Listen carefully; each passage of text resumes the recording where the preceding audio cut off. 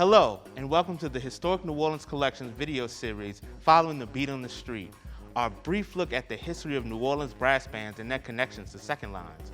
I'm Dwayne, THNOC staff and saxophonist for Kings of Brass. And I'm Danny, the Knox staff and musicologist.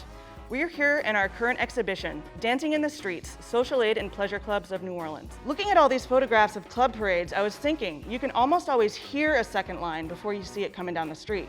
Yeah, what would a second line be like without a brass band? Probably a big communal walk down the street. Here's what we've discovered. New Orleans brass bands are rooted in tradition and fueled by innovation. They're the lifeblood of second lines.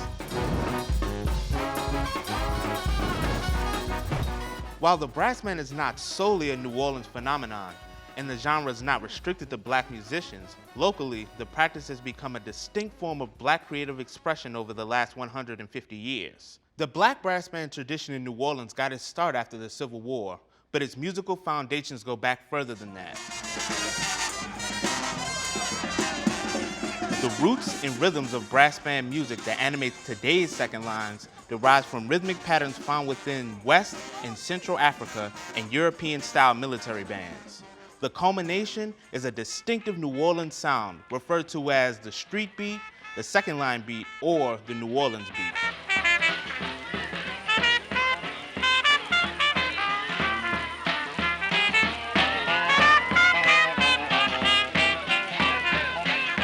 On an 1819 visit to New Orleans, traveler Henry C. Knight wrote, "On a Sabbath evening, the African slaves meet on the green by the swamp and rock the city with their Congo dances. That green by the swamp, which later became known as Congo Square, was the place where enslaved men and women were permitted to gather on Sundays.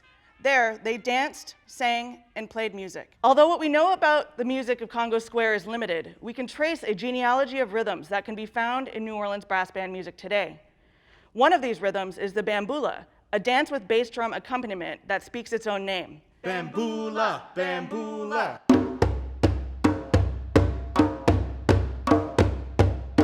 Similar rhythmic patterns can be found throughout the African diaspora. In the New World, these patterns are a creolization of African polyrhythms, different rhythmic patterns interwoven, often combining triple meter with duple or 3 against 2.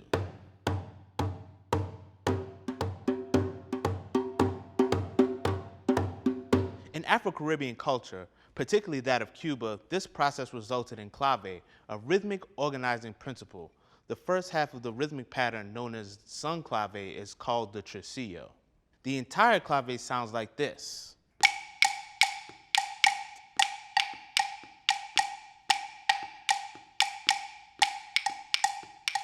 But it's this first part, the 3-note tresillo, that has come to define New Orleans brass band music.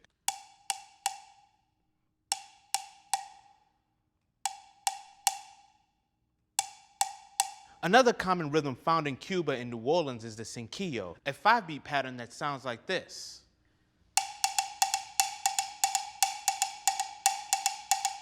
Afro-Cuban rhythms like the tresillo and cinquillo entered the New Orleans musical landscape through the slave trade, refugees fleeing the Haitian Revolution, and later, immigration. The influence of military cadence can also be heard heavily in New Orleans brass band music.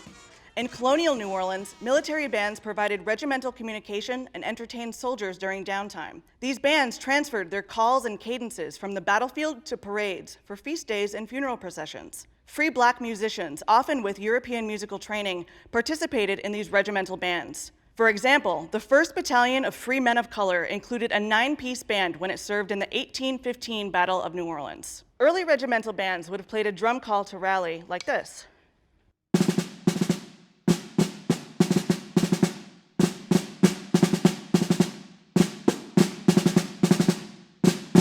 The number of military brass bands increased dramatically during the Civil War, leading to a national brass band craze when the war ended.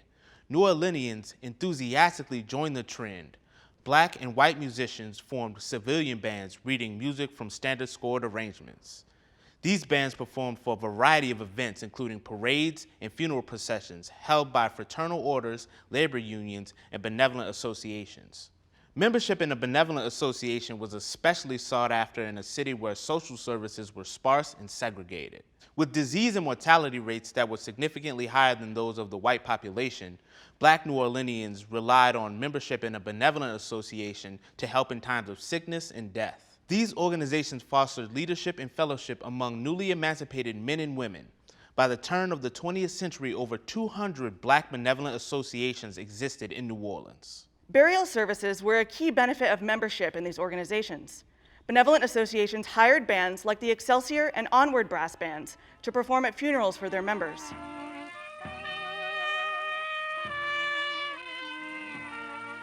Over time, a distinctive musical procession developed.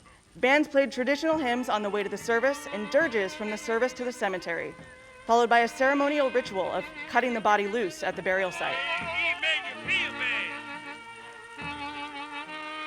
Upon leaving the cemetery, the music became more upbeat in celebration of the deceased's life.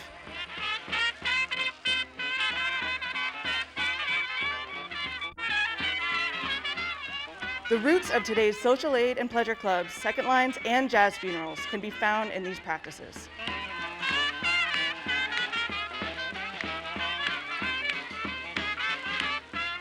Over time, Black brass band musicians merged African-based rhythms with the formal marching cadences of military units. This blending developed a common sound unique to brass bands in New Orleans. What does this sound like?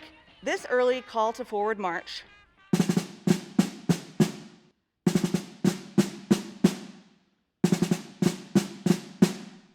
could become this mid-century snare intro,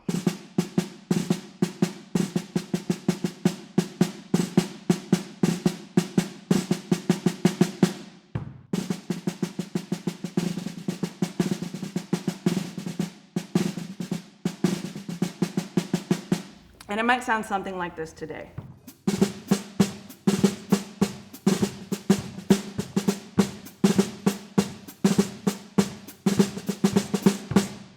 Keep following the beat on the street to our next video, where Black musicians created a new sound in the early 20th century that codified the traditional New Orleans brass band style.